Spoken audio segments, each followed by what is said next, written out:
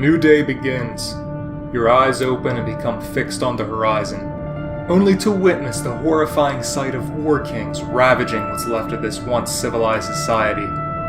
The new rulers sit on their thrones sipping blood from skulls of the vanquished as they watch over their herds of slave women. The only time these ruthless tyrants take a break from crushing their enemies is to bed conquered females, constantly giving these upright cattle a chilling reminder of the only purpose they serve.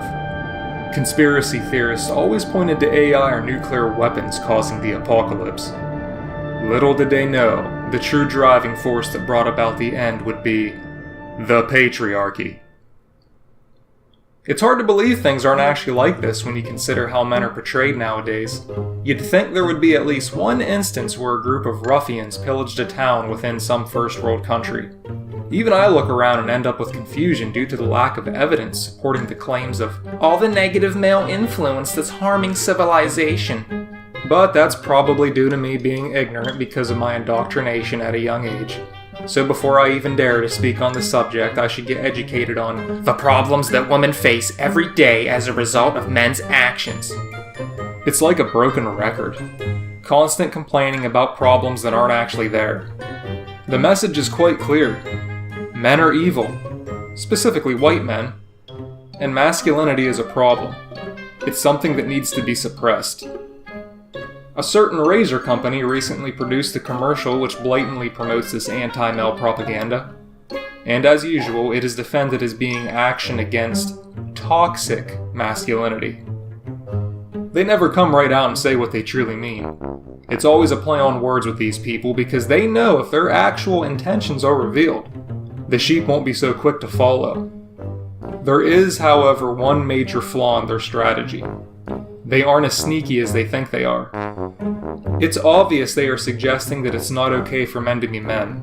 There are several good examples of this, but the commercial I mentioned takes the cake. And if you don't believe me, just watch it. The scenarios depicted are beyond ridiculous. And I'm not dismissing the fact that sexual assault, sexual harassment, bullying, and violence commonly occur. What I'm doing is pointing out the current attempt of redefining what certain things mean in order to push an agenda. Just because you find it annoying or uncomfortable that a man dares to approach you without consent does not mean it qualifies as sexual harassment. And if you still find yourself getting hysterical as a result of this injustice, I'm sure someone can get you a juice box to suck on until you come to your senses. As easy as it is to make fun of all this silliness, it still needs to be taken seriously, especially the part of this commercial that mocks the phrase, "boys will be boys." This scene showcases a brutal clash unfolding as adults just stand back and excuse it, almost as if they are completely okay with watching their children savagely beat each other. Because after all, it is an ultra-realistic illustration of what a fight actually looks like. And it's understandable that two children gently wrestling in the grass is something that promotes a lifestyle similar to that of ancient Sparta. I don't know a single parent that would allow a situation to progress to the point of putting their offspring in any true danger. But that's not what this is really about. The message has more to do with pushing the idea that violence is never okay. Men pose a threat. Their violent nature needs to be bred out so that they can become more docile. The world would be a much safer place if all men were passive kittens, because everyone knows how capable they are of becoming dangerous. Weaklings are frightened by masculinity. That's why they want to take it away. And for anyone that wants to argue about the guys that go overboard with proving how manly they are, what do you expect to happen when you tell an organism that's naturally programmed to be competitive that they aren't allowed to be themselves? Or better yet, when you tell them they are fake and aren't truly manly, of course they're going to overcompensate and try even harder to prove themselves. So yes, boys will be boys.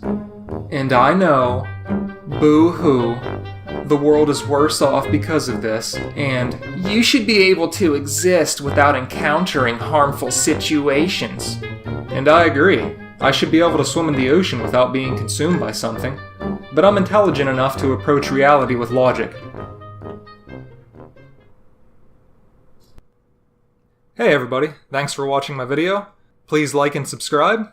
Also, if you could, tap on the little bell icon below the video so that you are notified every time I come out with new content.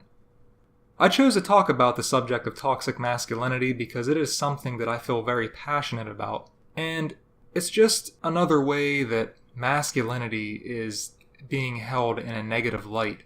So, whether you're a man or a woman, I would encourage you to go down to the comments and say something about what you appreciate about masculinity. Also, I have a friend here with me who would like to say something. Be a man! Don't be a pussy! Well, you heard it from my friend. By default, men should appreciate masculinity because it's what makes you a man. And, ladies, we all know that you don't like soy boys. Alright, until you hear from me again, have a good one.